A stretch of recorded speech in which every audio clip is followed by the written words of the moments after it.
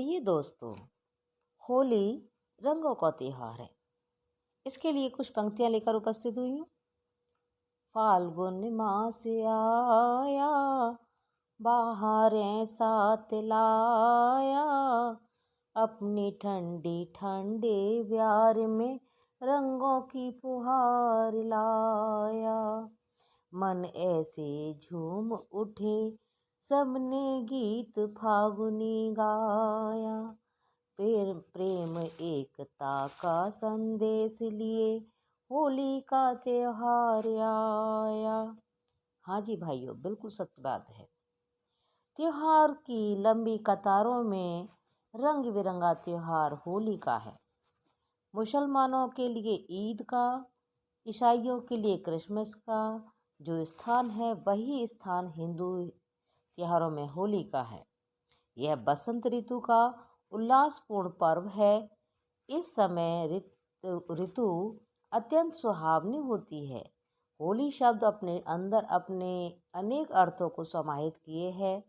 होली अर्थात इसका अर्थ हुआ बीत गई।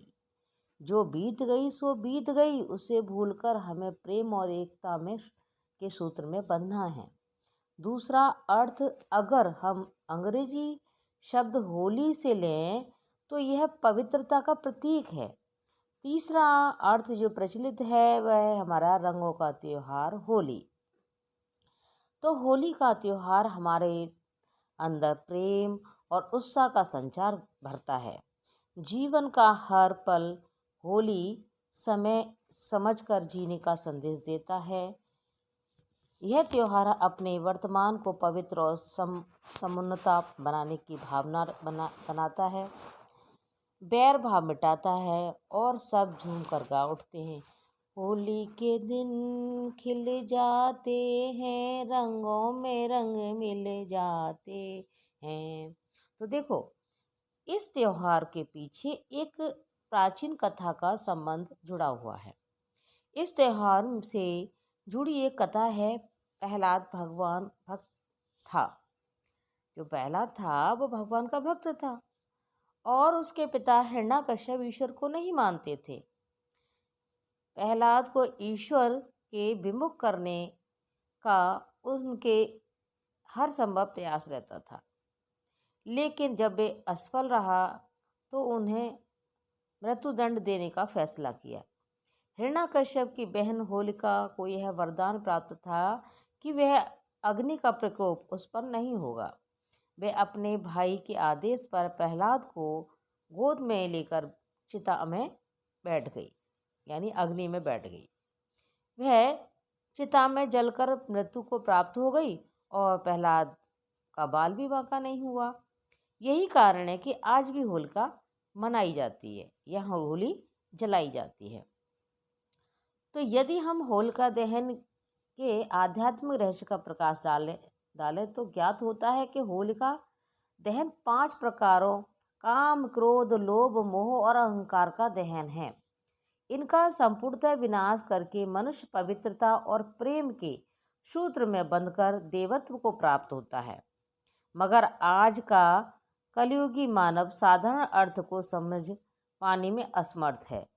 वह अपने विकारों को दहन करने के अलावा लकड़ियों को चिता बनाकर होलिका दहन करता है। तो मेरे प्यारे दोस्तों, इस दिन खूब रंग खेला जाता है। आपस में नारी, नर, युवा, वृद्ध गुलाल से एक दूसरे को रंग लगाते हैं। ग्रामीण लोग नाच गाकर त्योहार मनाते हैं। कुछ लोग इस दिन रंग गुलाल की जगह कीचड़ आदि वस्तुओं को भी फेंकते हैं और पक्के रंग तारकोल एक दूसरे पर फेंकते हैं। ऐसा नहीं करना चाहिए। शुद्धता से शुद्ध पवित्र होली खेलनी चाहिए। होली का त्योहार मिलन और सौहार्द का त्योहार है। इस दिन शत्रु भी अपनी शत्रुता भूलकर मित्र बन जाते हैं। मन का मैल धोकर सब प्यार की गंगा को में गोता लगाते हैं और बीती बातों को भुलाकर आगे मित्रता के बंधन में बंधकर खुशियां मनाते हैं। तो ठीक ही कहा है, यह अद्भुत रंग तुम लुटा लो, और दिल को साफ करो, नाचने गाने मिलने हेतु पहले मन को साफ करो। तो होली का त्यौहार रंगों का त्यौहार है, इसे हमें मिलकर मनाना चाहिए और एक दूसरे के गले मिलना चाहिए। तो बैर भाव को मिटाकर होली का त्यौहार मनाएं। होली खुशियों का त्यौहार है। खूब गुजियाँ बनाएं और खाएं और खिलाएं। तो आज के लिए इतना ही काफ़ी है। धन्यवाद। होली की हार्दिक शुभकामनाएं।